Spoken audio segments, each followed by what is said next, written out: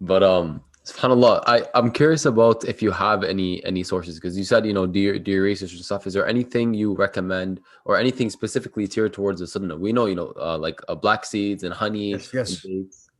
So yeah, do you have some I sources? got a video out there. It's called it's on hijama, Mm, forgotten sunnah. The Prophet ﷺ said, the benefits of reviving a sunnah, right? So much reward. So I really recommend people, to look into, and that goes back to, remember when the ascension, and then when he went to the certain stations, I ask people, why would one of the angels say, have your people do hijama? It's an authentic hadith. Why? Think about that.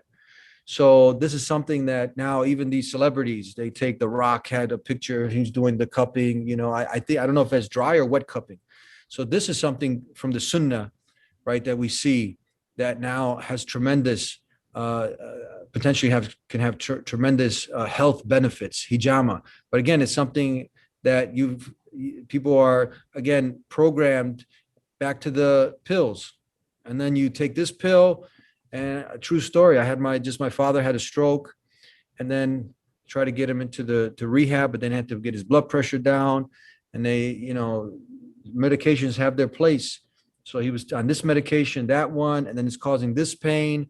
And then in the hospital, they got all this garbage food that's making the blood levels go, the sugar levels go up, and then they got to pump him with this drug, and then he's got a cramp in this leg from the insulin. Then you got to give him a painkiller. He's on 13 different medications, and nobody's talking about food. Nobody's talking about nutrition. That's like nothing they don't study. So this is so extremely important. So back to this thing is the hijama is one of those things. The one third, one third, one third. Because the root of the disease, look, is usually from the stomach. But then even before this hadith, before we get to the center of the hadith, the Mhm. beginning is enough for the son of Adam is a few morsels, right? To keep his back upright, to keep him going. A lot of times people jump into the one third, right? And I Mhm. was amazed when I started eating, I just started losing a lot of weight. I started to eat the real food. It has so much nutritional value in there that it gives you what you need, so you're not always craving. So I was eating much less. I was like, how can you do that? I was like, I didn't I obviously you believe it, but then you're just like, in practice, how can you just take a few morsels and just keep you going? But I was, at one point I was drinking the milk, some honey. I was good. I was, some dates or some, and but I was losing a lot of weight, but I was feeling my energy was better. And because all that sugar cravings from the fake foods, it wasn't there in my body. I was giving it what it needed. There's a whole thing in the fitness industry how you need like 1 gram of protein per pound of body weight.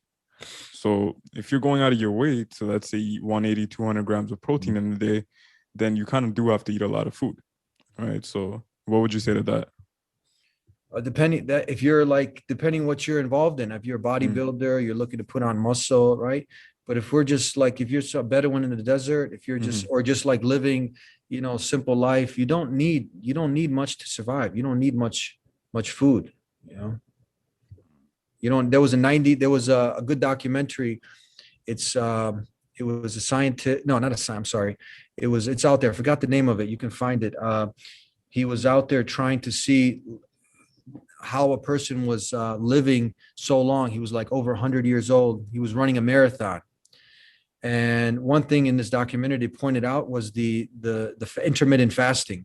He did these tests, what we do. So that's another thing from the Sunnah, fasting. We had the um, intermittent fasting. And then also they asked the man, he was very thin, lean, how he ended up, he's running a marathon. He's like over 100 years old. And he said, what I eat, he said, I just eat very small portions. I don't eat much.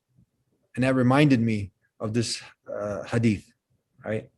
Because like our brother was saying, this statement, like, let food be your medicine, medicine be your food. There's another statement that persons should be living, eating to living to eat instead of eating to live, or vice versa, mhm, right? So people end up living just for food. That's mhm. it, just to eat, eat, eat. That's it. they're just devour all day. You know what I mean? But really, in actuality, the food is a source of energy to get us going just enough so we can go ahead and be productive with our day. We're just not just living just to eat. That's not the focus of life. Mm. It's almost like it's nourishment and vitality. It's not like people are beautifying and glorifying food. Yeah. Right? Oh yeah, for sure, for sure. Sure. Yeah. If you think about the protein, Fayed, in reality, if you weren't working out, just to have like enough protein to survive, like honestly, like 30 grams to 50 30, grams 50, is yeah. more than enough. Yeah. But if you're working out, it's actually like 0.6 to 0.8, and the whole 1 gram per pound of body weight. They just say that because like most people nowadays, they don't measure their food. They don't know exactly how much they're getting. Mm. But even the 0.6 to 0.8, that's per kilogram, not Mm. per pound. So there's a lot of not miscommunication, but misinformation when it comes to the And it's fitness more industry, tied to your bro. lean body mass too.